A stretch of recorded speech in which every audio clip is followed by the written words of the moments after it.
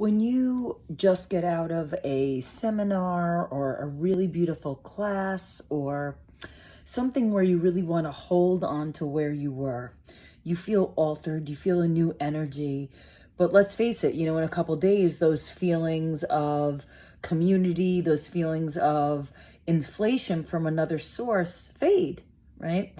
So, what I do to retain those things is while I am in the moment, I let myself anchor it somewhere in my body.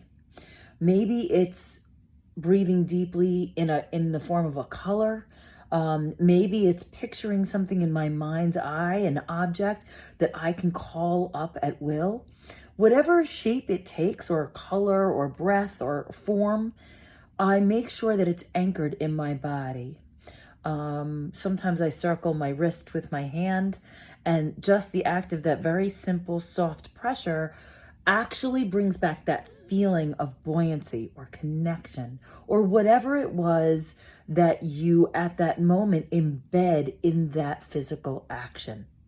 So now you've got a physical, almost a muscle memory reminder of bringing yourself back to that place mentally.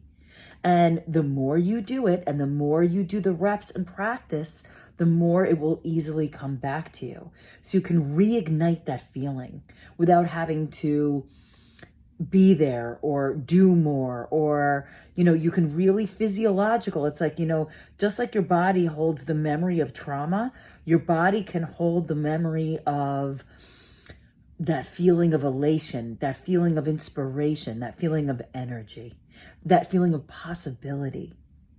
So that's just what I do to remind myself of that feeling of buoyancy that you get when you all of a sudden your boundaries just open, and your self-limiting beliefs just lift.